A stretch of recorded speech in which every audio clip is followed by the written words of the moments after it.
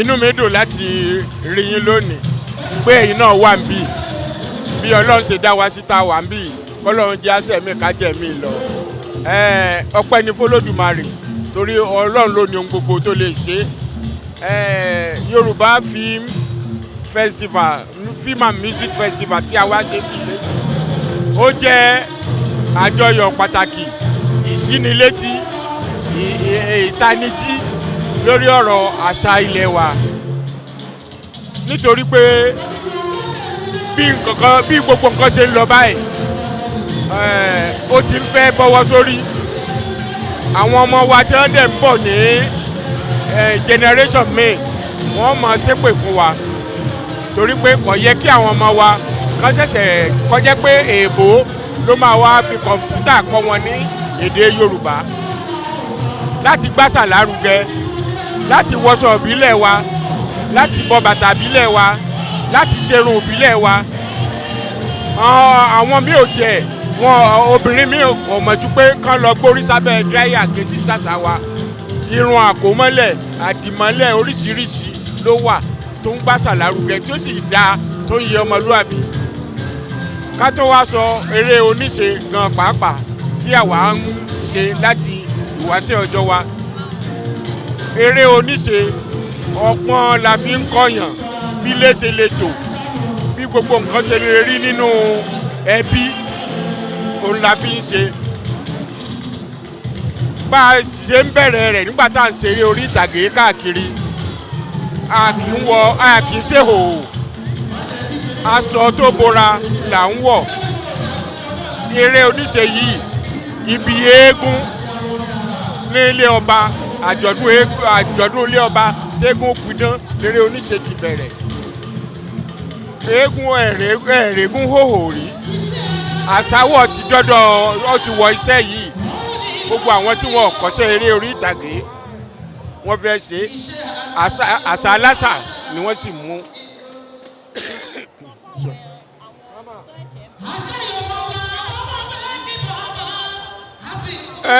A gbọ́dọ̀ jẹ́ pé gbogbo wa náà ni àṣìṣe ń bẹ lọ́wọ́ wa gbogbo ẹni tó ní ọmọ kọ̀ọ̀kan nínú ilé ó gbọ́dọ̀ fi Yorùbá àti àṣà kọ́ bẹ́ẹ̀ bá jí láàárọ̀ yóò dọ̀bálẹ̀ fún bàbá ẹ̀ yóò kúnlẹ̀ tó bá jóbìnrin ṣùgbọ́n nísìn wọ́n mọ̀ náwó ni kìí ṣe àṣà wa rárá a gbọ́dọ̀ kọ́ra wa láti inú ilé irú àwọn tí wọ́n organize eléyìí a dúpẹ́ lọ́wọ́ wọn torí ìtanijí pàtàkì ni kò yẹ kó jẹ́ pé àwọn òyìnbó ni wọ́n ṣẹ̀ṣẹ̀ gbogbo àṣà wa ni wọ́n ti gbé lọ bẹ́ẹ̀ bá rí pé ń ṣàjọ̀dún bì kan wọ́n á wá lọ gbé eégún wọ́n á ta eégún fún wọn wọ́n á ta Ṣàngó fún wọn wọ́n á ta eré ìbejì fún wọn náà ni wọ́n fi ń ṣe gbogbo àwọn nǹkan míì tí wọ́n wá tá ń pè ní àjàn tí wọ́n wá onífóònù pé kinní kan àwa ò ronú sí gbogbo nǹkan báwọn nǹkan wa ní ẹ̀dẹ̀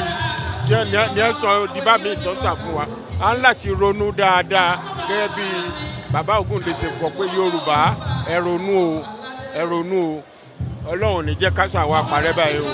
Alhaji Abdulateef Babatunde wa gbọ́dẹ tí wọ́n mọ̀ ní fọ́kòkò àkọ́kọ́ náà tí ètò tá à ń ṣe lónìí jẹ́ ètò tó wúlò púpọ̀ tó dẹ̀ wú wa lórí gan-an torí pé àwa tá a jẹ́ àgbà òṣèré ohun táwọn àjẹ́ àfún náà ní kí àṣà àti ìṣe àṣà ilẹ̀ wa kó má parun lè dáhà bílí pé ó ti ń parun díẹ̀díẹ̀ ó dẹ̀ ń jẹ́ ìbànúkọ́jọ́ ọ̀kan fún àyíká wá ṣe lónìí ó ń ta ọ̀pọ̀lọpọ̀ èèyàn jí irú àwa nísìn Ìbàdàn láti wá lọ́yọ̀ state láti wá ẹ̀ tó wá láti Ògùn state ẹ̀ tó wá láti Kwara state ẹ̀ tó wá láti Ọ̀ṣun bẹ́ẹ̀ ni ló fi hàn pé n tó ṣẹlẹ̀ lónìí tó mọ gbogbo wa kó dáwà ń béèrè fún láti ẹjọ́ ìní ìpé káwọn ìjọba wa kí wọ́n ṣe agbátẹrù rẹ̀ kó fi jẹ́ pé àṣà àti ṣe wa kò ní parun fún ọ̀dọ́ jẹ́ pé ọdọọdún náà ni wọ́n mú pé owó sílẹ̀ fún ẹ̀ka kọ̀ọ̀kan bóyá ìgbà tó bunú kí wọ́n pé ẹ̀ka owó náà sí ti Yorùbá láti gbé lárugẹ àwọn òyìnbó gbé àṣà wọn lárugẹ àwọn Ìgbò wọ́n gbé àṣà wọn lárugẹ àwọn Haúsá gbé àṣà wọn lárugẹ àwọn ẹ̀yà míì gbogbo tá a lè darúkọ wọn tán wọ́n gbé àṣà wọn lárugẹ kí ló wá dé táwọn ò ní gbé àṣà tiwa lárugẹ so ìdí nìyí ló jẹ́ pé táàṣe lónìí ó ṣe pàtàkì sí wa púpọ̀ ó dẹ̀ jẹ́ ẹ̀ka òwúrí adẹ́nfẹ́ àtìkó yọrọ àwọn èèyàn wa pé kí wọ́n jọ àwọn èèyàn wa ọmọ wa tí wọ́n bá lọ lóyìnbó tí wọ́n bá lọ sílé ìwé kí wọ́n sọ òyìnbó nílé ìwé tá a bá délé ká kọ́ wọn ní ìṣe àti àṣà wa báwo la ṣe kí ni káàárọ̀ báwo la ṣe kí ni káàsán báwo la ṣe kí ni káalẹ́ báwo la ṣe pọ́n àlejò lé irú oúnjẹ Yorùbá ń jẹ gbogbo eléyìí ò sí mọ́ ká jí làárọ̀ ká kí bẹ́ẹ̀ ni ká kí orúkọ rẹ̀ ká fi orídìí ìkílé wọn ká fi kí bóyá ọmọ Ajíbọ́sì ni o bóyá ọmọ Òkòrèsí ni o bóyá ọmọ Ẹ̀sọ́ ni bóyá ọmọ Ẹkùn ni ká fi kí láàárọ̀ tó eléyìí ó tún jẹ́ kínú àwọn ọmọ náà ó dùn pé tó àwọn kan lásà kan tó lọ́jọ́ iwájú àná ò lè gbé gàgà yìí pé ọmọ Yorùbá làwọn wọn gbà tí àbùtà bá parẹ́ tí àṣà parun tọmọ aláṣà tó wá dójèjì àwọn òyìnbó wa ń kó àṣà wa wọn wá fi búrẹ́dì kó wa lómi ọbẹ̀ eléyìí jẹ́ ìbànújẹ́ ọkàn fún wa tó àárọ̀ ìjọba wa kí wọ́n jọ kí wọ́n dá sí ọ̀rọ̀ wa kájọ gbé àṣà lárugẹ kí àṣà èdè àti ṣe wa kó mọ́ parun Ọlọ́run ìjọ bàjẹ́ o Yorùbá ò ní parun o àdẹ̀ní kábàámọ̀ ìgbé àti àwálẹ̀ Yorùbá ẹ ṣeun God bless you. My name is Tunde Kelani and I'm here to celebrate with the Festival of Film and Music Awards. This is the third edition, but this is my first one that I'm attending. And I think it's very good because it's a celebration that brings together the whole cultural family. You know, it is a celebration of, you know, the arts and then the culture of the Yorubas. And you know, God has given us everything we want. First of all, the Yoruba nation starts from the desert, across the forest area, into the Atlantic Ocean. It is peopled by diversity, cultural diversity of many strains of the Yoruba people and our culture. Our culture is global, not just in the homeland, but throughout the whole world. So that's the celebration. We have done well, but we have challenges ahead of us. You know, we have to play at the global level. And right now we have to look inwards into our culture.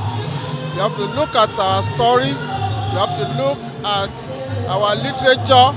We have to look at our history and reach deep down for the story we should be telling the whole world. And the young people in this new age, we have everything we need. We have the technology on our side, you know, to take our own stories to the whole world.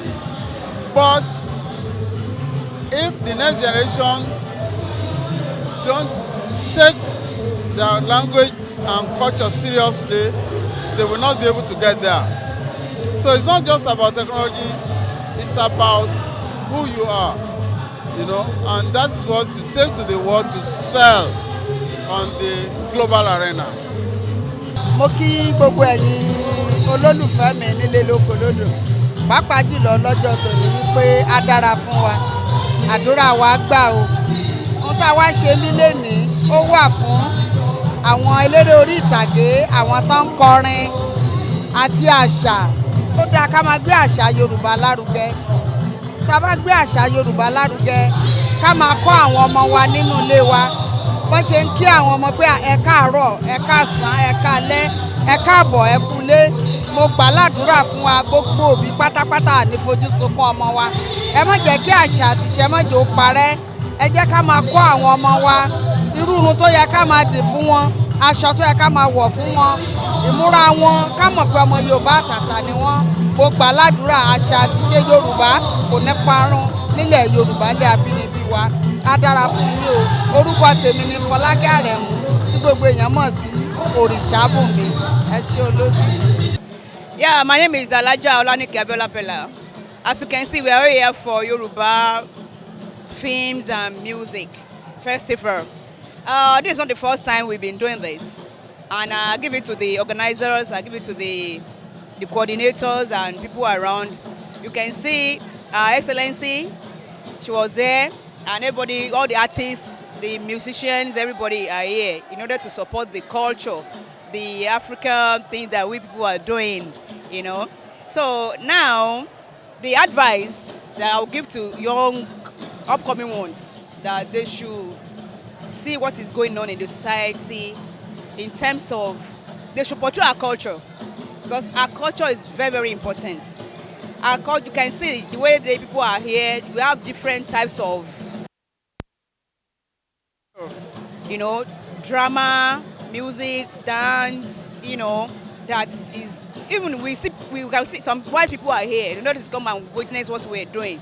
So it shows that our culture is very, very important, and we should take it, you know, important, and we should be proud of our culture and our dialect. Nǹkan tá à ń ṣe ní Yorùbá, ní èdè Ṣáwá ni à ń ṣe.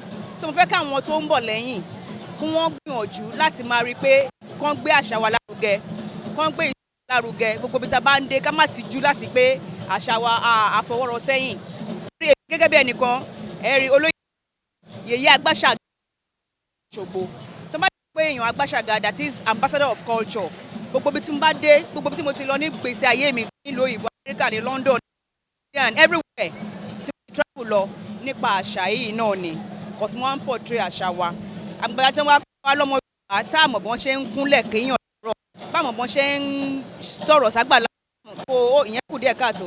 So bó òde èyí, a ní láti gbé àṣà wa lárugẹ. Àwọn tó ń bọ̀ káwọn náà dẹ́ lè ṣe, wọ́n lè ní ìlọsíwájú, káwọn náà lè dàgbà, kán lè gòkè, Ọlọ́run á jẹ́ kí gbogbo aṣọ oríire ká dàgbà ká gòkè.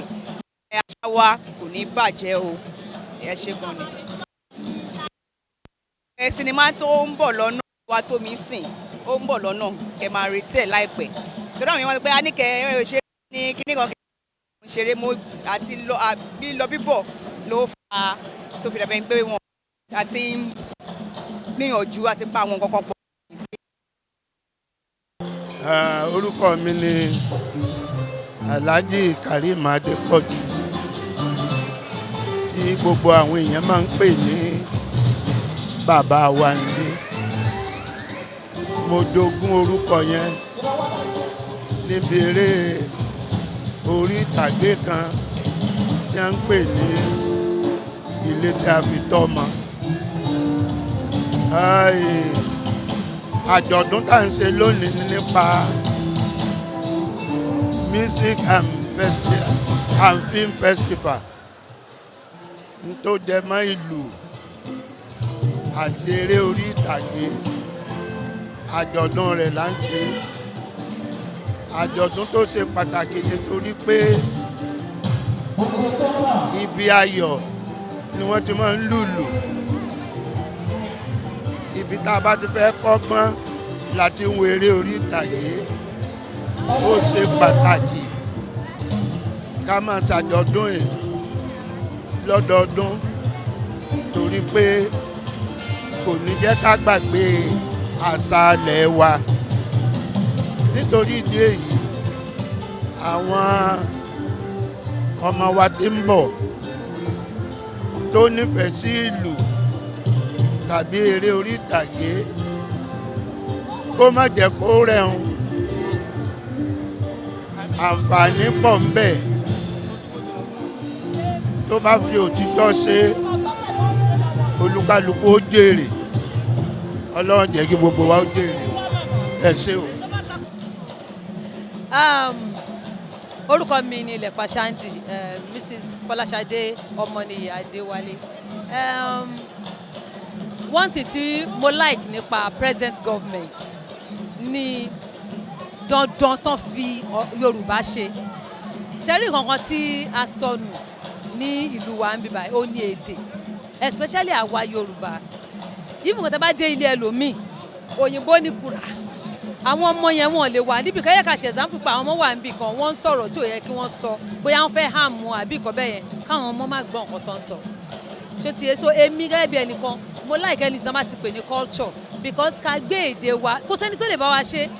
Look at the developed countries, they don't even speak our language. Àwa wá imbibe tiwọn, à ń sọ òyìnbó ṣá. We should learn to speak our own language. So ẹni tí wọ́n bá ti ní ó ń ṣe Yorùbá, èmi Fọláṣadé o, máa ń like láti wá bẹ́ẹ̀, and that is why I give it to the organizers of this program, and I say thank you to our first lady for honouring, because charity ru gathering bá wà tí àwọn notable people bẹ́ẹ̀ yẹn tí wọ́n bá sí lórí ìjókòó, they won't know what we want or what we are striving or what we are trying to tell people, you know, what we are trying to synthesize people about. So tí wọ́n bá wà lórí ìjókòó, speaker náà rán representative wa, ẹ jọ̀ọ́ ẹ̀yin tiwa nílé, our language is very important. The way we speak English, let's learn how to speak Yoruba, and let's teach our children. It's very important. Let's teach our children to know our culture, either Yoruba, Igbo, Hausa. Let's imbibe our culture in our children, so that wherever they go in the whole world, they will represent us well. That's my take. Thank you.